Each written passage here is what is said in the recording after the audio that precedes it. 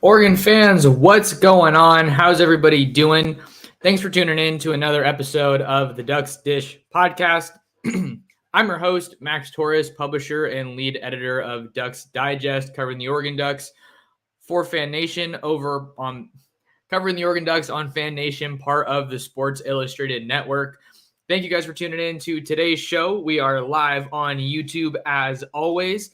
Oregon Football Max Torres is where you can find us. Make sure you go ahead and like the video, hit the subscribe button, and leave me a comment either in the live chat or on replay, letting me know how you feel about this Oregon football recruiting class in 2023. We even have some 2024 talk to get into today, but in today's video, what I wanted to do, since we are starting off the month of November, why not do a little bit of a recruiting rewind and take a look back at the month that was for Oregon on the recruiting trail in October, because boy, was it an eventful one. So what my plan is kind of for today's show is to hit on some of the guys that Oregon landed in the month of October, kind of looking ahead into the month of November, and how important that is for the Ducks. Some big names that we're going to keep an eye on, that we're continuing to keep tabs on. And then I even want to mention some of the biggest commitments in the month of October in the Pac-12, because that's it's kind of fun to zoom out a little bit and take it a little bit bigger picture. So with all that being said, let's hop into the show and just talk about some of these guys that Oregon was able to add in their 2023 recruiting class. So entering the month of October, Oregon had a very big need in this class. The most glaring need in this class was offensive line. And what did they do? They went and added three offensive linemen in 1 month. I actually think that it might be four. Give me a second here, just while I check this date. Okay, yeah, Bryce Bolton. So they also added Bryce Bolton. Can't forget about him. So they added four offensive linemen in a single month, which I think is really pretty impressive to go from not having any to having a plethora of talented offensive linemen in the fold in the span of 1 month is definitely impressive. And then you also have Iapani Laulaulu. I think I'm getting really good at saying that name, by the way. I've said it a bunch of times this month, so hopefully I'm getting a little bit better at it. That's Vaope's brother, who's already at Oregon. So you get the top prospect in the state of Hawaii in the fold in 2023 at a major position of need. He took his official visit to Oregon a couple months ago, and that one looked like it was a battle between Oregon and Arizona, and the Ducks were able to win out there. The Brotherhood Connection wins yet again. I talked about that on a previous episode last month, how Oregon's brother connection really feels like it's undefeated. I can't think of another school that recruits as effectively as Oregon does, utilizing that brother connection. We talked about some of the other ones, the Dye brothers when they were at Oregon. We talked about the Flo brothers, the Sewell brothers, the Herbert brothers. The list really does go on, but Iapani is the latest brother connection to commit to Oregon. You also have George Silva. He's a junior college offensive lineman out of Fullerton College in Southern California, originally from La Habra area. He's a little bit more of an interesting recruit because he's a little bit newer to the sport of football. I was reading somewhere that he actually initially went to Fullerton to play basketball, to pursue that next step in a whole different sport. But he obviously ended up playing football, and Adrian Clem and the Ducks must think that he's pretty good if they're willing to, take his commitment here in the 2023 recruiting class. But George Silva is someone that I definitely want to get out to see in the very near future, seeing that I think I plugged it in. I'm in Long Beach, and that's only 40 minutes away or so. So I always like to try to get on the trail, and you guys know that if you've been following me for a while. Got to see Jerry Mixon last week when I went home for the Cal game, and that was pretty stellar. So I really enjoyed doing that. Let's see, we got some folks here in the live chat. We got Steezy here. We have Tad. We got a super chat from Brooks. Brooks, thank you so much for the donation, man. He says, thanks for the coverage. I'm just really excited to get a super chat, get them every now and then, and really appreciate any support that comes my way. Appreciate you guys tuning in and really, giving me this platform to, do what I love for a living. So the thanks is all owed to you guys, but appreciate the donation there. Brooks, you the man. You're in all the shows, it feels like. So thanks for stopping by. But let's dive back into some of the guys that we're talking about. So we already talked about Iapani a little bit, and then George Silva as well. I think he's like 6'7" in the 300 something pound range. Let's take a look here on 247. 247, his page lists him at 6'7", 295 pounds. So either way, it's a huge body, and I think it's interesting too because when we're looking at Oregon's recruiting efforts, it's important in the era of the transfer portal to not get all of your key guys necessarily from the high school ranks, because that could hurt you later down the road. You want to have some of these older guys that I think maybe afford you a different type of flexibility when it comes to your recruiting approach.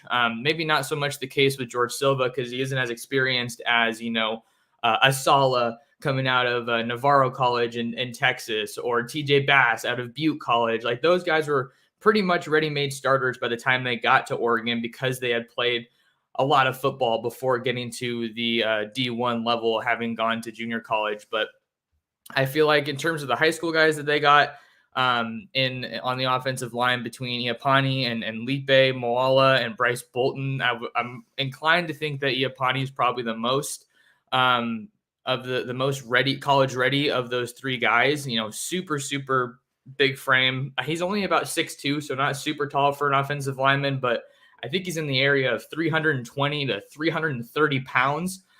So Oregon's not going to have any shortage of beef in the trenches here as they move forward recruiting the offensive line position.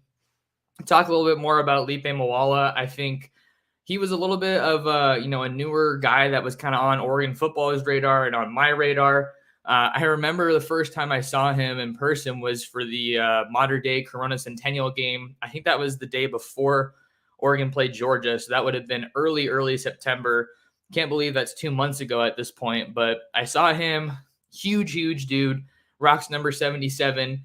And I was like, wow, that dude's huge. And I saw his last name, Moala. And as you guys know, there's a J.R. Moala on the Oregon recruiting staff.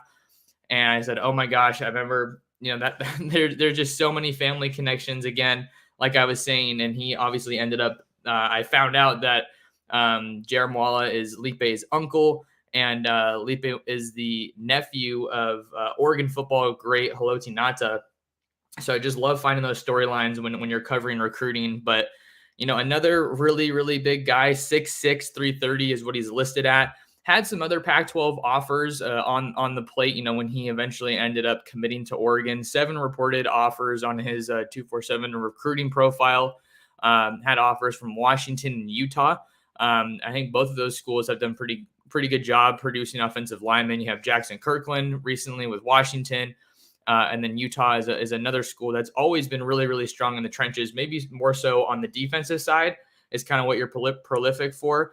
But I think you also have Garrett Broyles, who's on the Denver Broncos now, I want to say. I think he went to Utah, so they have some experience that they can, draw on. But for Oregon may well be able to say they have the top tackle in the NFL right now. Certainly a top 5 tackle, I think, with Penei Sewell doing what he's doing with the Lions. Trent Williams is on the 49ers. So, I'm always going to be excited to talk about the Niners and see some of their success, even though it's been a little bit of a weird season, very, very up and down, but he's been hurt.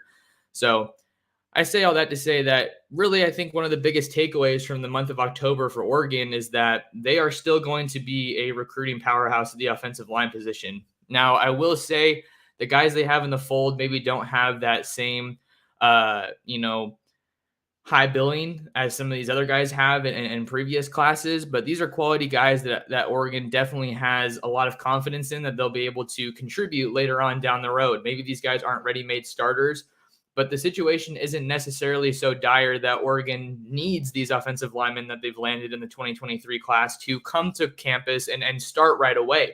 If you're just looking at it from a roster management standpoint, projected to lose Alex Forsythe, Ryan Walk, TJ Bass, and Sala as well. But one of the things I can't remember if I mentioned it or not on a previous episode of the pod is Stephen Jones has missed a lot of time this season. We still don't have a timeline for a return for him along the offensive line. But, you never want to see a guy get hurt. But from Oregon's perspective, maybe the duration of this injury is going to make it so they have, a little bit of a different conversation around what his plans are in 2023 when we're talking about declaring for the NFL draft or coming back to Oregon for another year, when Oregon's offense is just dominating right now, one of the hottest offenses in the entire country. So maybe Stephen Jones ends up coming back after this season. We'll see. There's only 4 regular season games left. You got Colorado this week. Then you have Washington, Utah, and Oregon State. And then, if you play your cards right and handle your business, maybe you're playing in Vegas for that Pac-12 title game early December, I want to say. So maybe Stephen Jones comes back, but those are some of the losses we know Oregon's going to have. And because Stephen Jones has missed a lot of time, Marcus Harper has played a lot of snaps this year at left guard, and he's done a damn good job playing left guard. Marcus Harper II. Really been fun watching him play and just really excel because, when I was in Eugene the past 2 years covering this team and talking to the offensive line coach, the offensive lineman, Marcus Harper was always, always, always a name that people raved about. Marcus Harper was someone that was really, really, viewed very highly by the coaching staff and his teammates. And then Stephen Jones goes down, and Marcus Harper even said, I think it was like 1,000 days or something, he'd been counting in his head since he had last contributed on the field, and he was more than ready for it. And the nice thing is he's playing guard right now, but he also has the ability to play center. I think he's got a lot of versatility there. And on a similar note, Jackson Powers Johnson, another young offensive lineman who has played a lot of snaps this year. Since Oregon's been able to blow out some of these opponents, I think that they've been able to get Jackson in a little bit more. He's getting some quality snaps, like when the game's not put away at guard, but when the game is more put away and they're bringing some of the backups in, they're getting him some good snaps at center. You have Josh Connerly, who has burned his red shirt at this point. So that's a good thing for Oregon, I think, because like we were talking about with this offensive line picture, you have him that you're comfortable to turn to next year. Faupe is getting some more snaps. Dawson Jaramillo, I feel like he's not playing as much as he was last year, but that's another veteran guy that I think you feel comfortable sliding into a bigger role in 2023. So given those guys and then the way that Oregon has added offensive linemen in 2023, I think that they're really positioning themselves well to address the need, fill the need, and go into next season with a whole lot of confidence as far as the offensive line, because we know that that's where things start. And that is a massive reason why Bo Nix, Bucky Irving, Noah Whittington, Troy Franklin, and name the skill player, they've been able to enjoy a tremendous amount of success because Oregon's offensive line has been just so effective this year. And then Bryce Bolton, I think he's definitely a lot more undersized when you're looking at the offensive line position. I think he's around 6'3", 250, but if you turn on the tape, that dude can move. He's really, really quick. He has great agility. Obviously, Oregon, thinks that they have some good, room to add on that frame of his once he gets to the college level. So I think now, especially with some of these guys maybe not being the higher tier offensive linemen that we've been a little more used to Oregon recruiting, maybe it's even more important that these guys get to campus early, get in that weight program. They're around for spring ball. I think that's really important. And then you have some other guys in the 2022 class that are already on the roster at offensive line. Dave Yulee was someone who came to Oregon with a lot of acclaim, highly touted recruit. Kavika Rogers was a late addition after the new staff came in. You also had Michael Wooten from the 2022 class, Sierra Canyon guy. So I think that the way Oregon has made so much progress on the recruiting trail, particularly recruiting offensive linemen, has been one of the biggest takeaways from all of October. And the way they were able to do it so quickly, I think it really sparked that momentum. And I think that's another kind of underrated aspect of recruiting. Sure, a guy is going to commit when he wants to, but I feel like to a degree, there's some kind of planning going on behind the scenes with regard to timing and announcement and releasing that. And I think that that's kind of an under the radar aspect of recruiting, being able to kind of manage those commitments when they are released and then use that to kind of keep building momentum. So great job for Oregon getting some big offensive linemen in the fold in 2023. And then they were able to also take it one step further and push into 2024. when they added AJ Pugliano, the tight end out of North Medford, top in-state guy. He's right there in the conversation with Joey Olson out of Lake Oswego. He's committed to USC right now. He's kind of a wide receiver, tight end hybrid, but really important for Oregon to, I don't want to say it a million times and sound like a broken record, but prioritize that in-state talent that is capable, keyword being capable, of producing for you at the college level. We all know that Oregon isn't necessarily a talent powerhouse, but when there are those guys in your own backyard, you definitely want to make sure you secure the state and make sure you get those top guys that are already in your backyard to play their college football for you. And Dan Lanning has made that a priority since coming to Oregon, whether it be, prep guys, whether it be walk-ons. I think that's another really interesting way that he has, he and the staff have really utilized the state of Oregon. Maybe you're not giving scholarships to all these guys that are coming over, but you have some guys that are capable of, contributing to your team. Maybe it's on scout team or the look team, as we've heard throughout the season. But as far as AJ Pugliano, he is a quality prospect at tight end. Oregon's tight ends have been playing some terrific football this year. They're more involved than we've seen them in, 3 years, more involved than we ever saw them under Mario Cristobal, unless you count blocking on a lot of run plays. Terrence Ferguson, I think, is second on the team now in touchdowns. I want to say Troy Franklin leads the way in that category for receiving touchdowns. But Terrence Ferguson is having a heck of a season. Maliki Matavau, when I was seeing him at the Cal game out in Berkeley, he had some nice grabs. Patrick Herbert gets his first touchdown at the college level.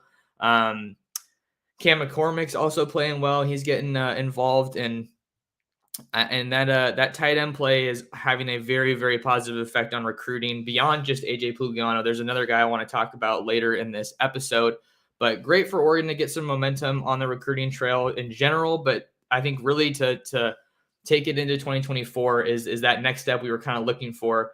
And then you also want to keep an eye on Brandon Baker, Justin Williams, the 2024 Texas linebacker. I know that he's someone who is really feeling Oregon, and I've heard some good things about, how Oregon feels with their chances there. So make sure you guys keep an eye on him. But yeah, so let's see. We have some of those. That was the action that happened, getting up to speed in October. We're going to take a quick break for those people listening to us on the audio side of things, and we'll be right back with more Oregon football coverage, more Oregon football recruiting, that is, after this.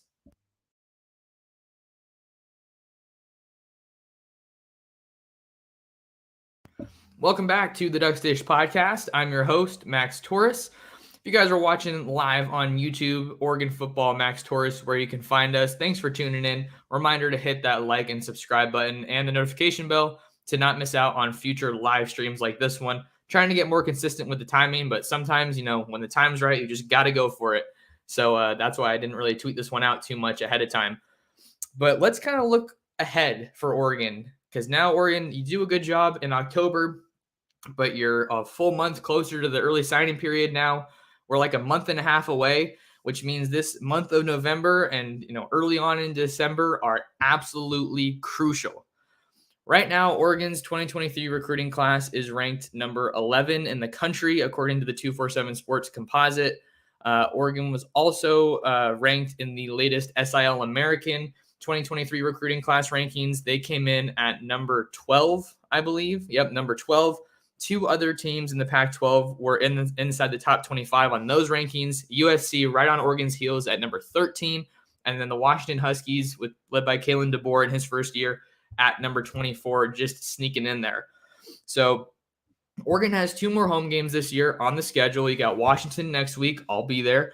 You got Utah next week, or not the following week, rather. You have Washington and Utah following this game against Colorado. So not only are those huge games on the field, but imagine the recruiting momentum that you can build if you take care of business, go undefeated in Pac-12 play, beat your rivals, get revenge on Utah. If you can do that and at home, you have a tremendous opportunity to capitalize. You have some big names that are expected to be on campus kind of in that 2-week window to close out the regular season for Oregon. A big name that we'll talk about a little bit here is 2023 Louisville commit Jamari Johnson from Inglewood, California, Inglewood High. He's an athlete, man. I posted a video yesterday. I got to talk to him at practice, but the big thing there, the Louisville commit Jamari Johnson is planning to take an official visit to the University of Oregon for that Utah game. So he's one of the biggest names that's going to be on campus for Oregon in the month of November as we head towards early signing day. Really big to have official visits this late in the cycle. He's only taken one other official visit, and that is to Louisville.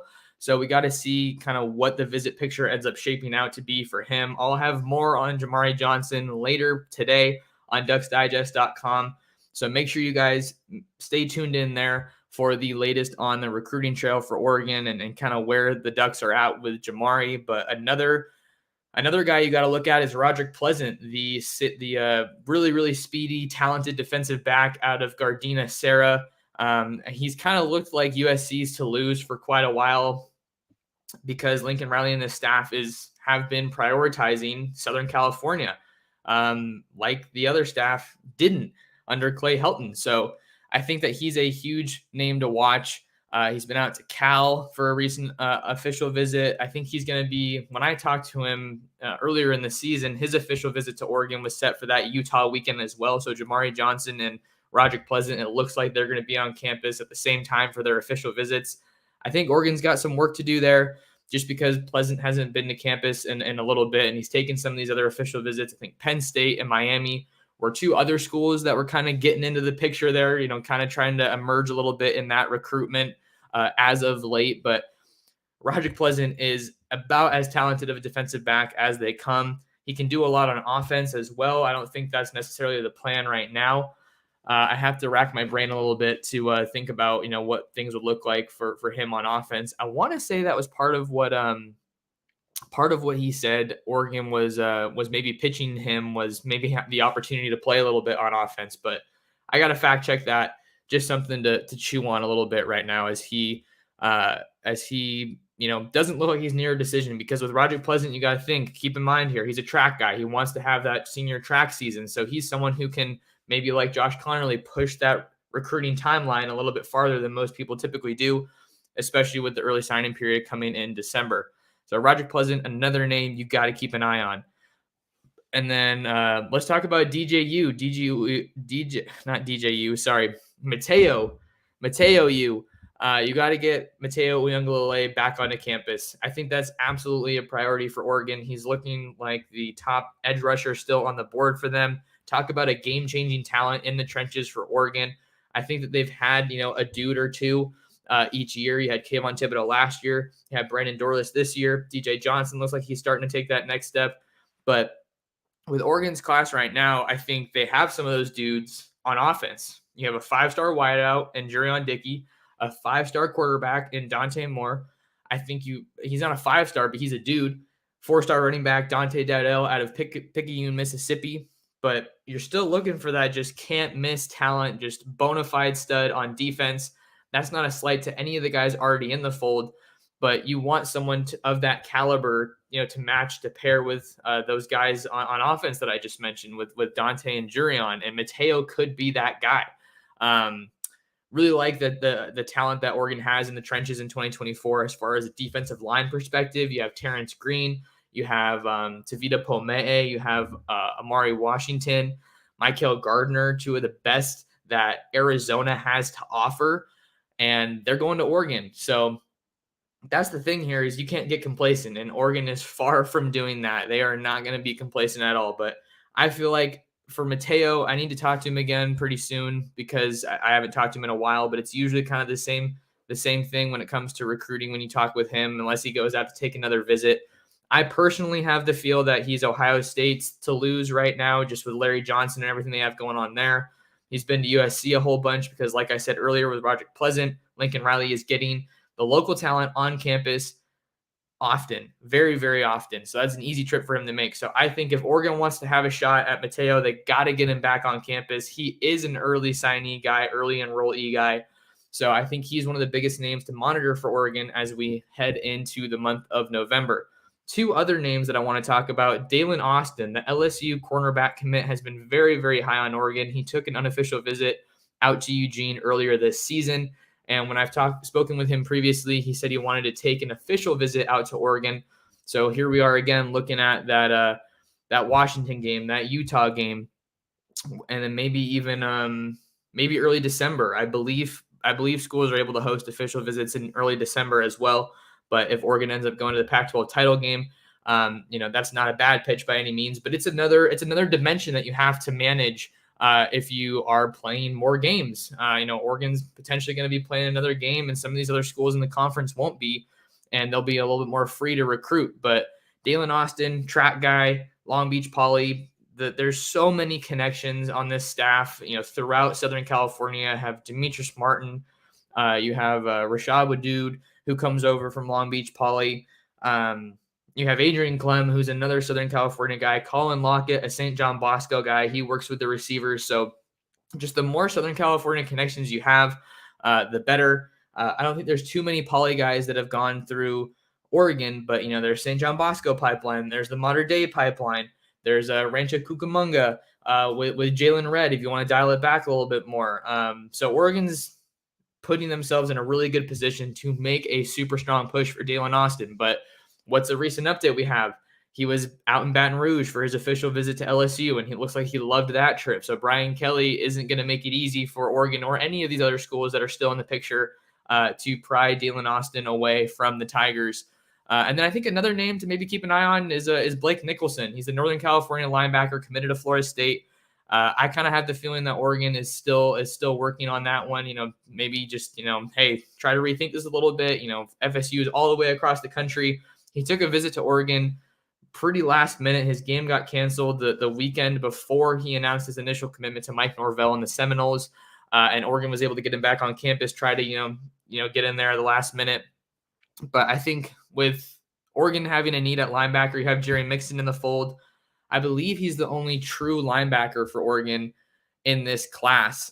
With that being said, I think that linebacker is still a need for Oregon, especially with Noah Sewell looking like he's going to be, he's definitely going to be gone next year.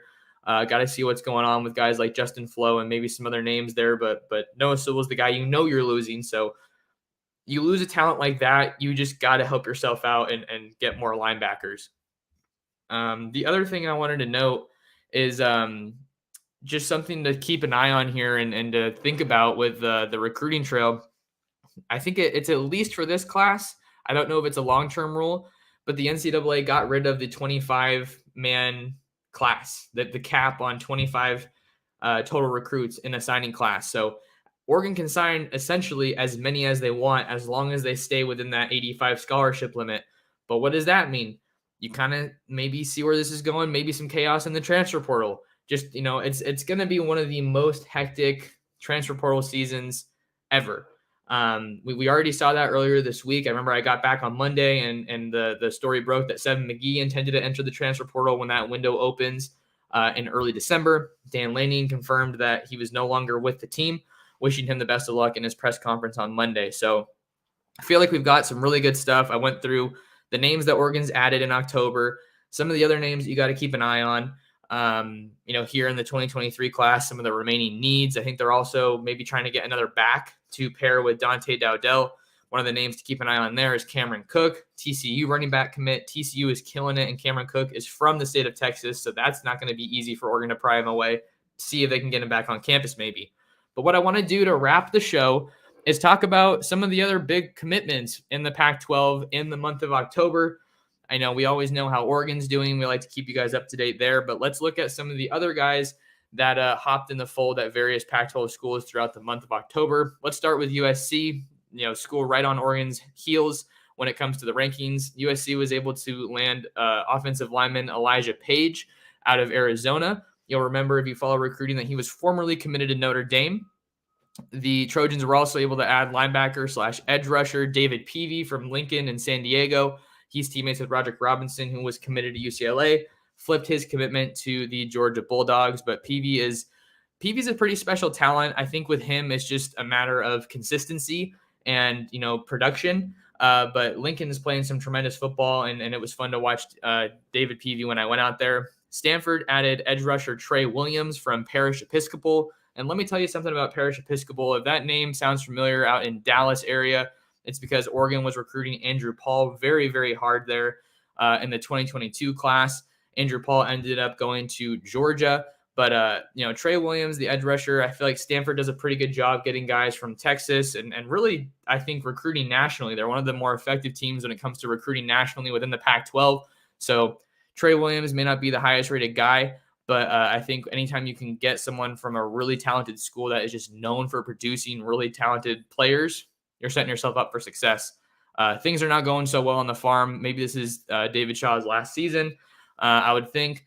But Trey Williams, I think, looks real solid. How about Utah, the Utes? Utah was able to add tight end C.J. Jacobson out of the state of Idaho. He was on Oregon's radar for a while, kind of a higher three-star rating guy. But C.J. Jacobson is a pretty special talent. Oregon went into Idaho to get their tight end in 2023 with Kenyon Sadiq. And then they're also looking at Jamari Johnson, who I mentioned from Inglewood. He wants to play tight end at the next level. But the Utes added C.J. Jacobson, and they also added wide receiver Daedrin Zipperer from Lakeland, Florida. That's the same high school as Cormani McLean, the nation's #1 defensive back in 2023. He committed to Miami. So if you're adding skill talent from the state of Florida, another example, setting yourself up for success. Washington State added wide receiver Brandon Hawkins from Navarro College, which is where the Ducks found Male Sala Amavai-Laulu from Navarro College in Texas. So another example of school that's known to produce pretty good talent. And then UCLA was another hot team in the Pac-12 in October, not super highly rated or ranked, I should say, within the class rankings. I think they only have 7 or 8 commits, but they were able to land St. John Bosco safety R.J. Jones, formerly committed to Cal Berkeley, linebacker Solomon Malafu from Ka'apa, Hawaii, and athlete Ethan O'Connor just a couple days ago from Los Alamitos, another really talented school out here in the Southern California, Los Angeles area. And then Arizona State, even amid a coaching search, they were able to add running back Kyson Brown from Lancaster, Texas. So they were able to get a little bit of momentum on their own end. So kind of a good, little picture of the, what was going on in the Pac-12 this month in October. Oregon continues to surge on the recruiting trail, and this is a super important month for them. Last full month to really, really work on the 2023 recruiting class before early signing period. But that'll do it for us here on the Ducks Dish podcast. This has been the Oregon football recruiting October rewind. I feel like I could have worded that better. Oregon football recruiting October rewind. That's pretty good. But we'll see. We'll see if I can maybe clean it up a little bit in the next one. But that'll do it for me on this episode of the Ducks Dish podcast. You guys, thank you so much for your support and for tuning in. However you're tuned in, do me a favor and share the Ducks Dish podcast with your friends, with your family, with other Duck fans. We are trying to grow the community on the Ducks Dish podcast and right here on YouTube at Oregon Football Max Torres. But that'll do it for us. Got plenty of stuff to work on for the rest of the day, so I'm going to hop out of here. But thanks, guys, for stopping by, giving me some of your time to talk about Duck football on the recruiting trail, and we'll see you in the next episode of the Ducks Dish podcast.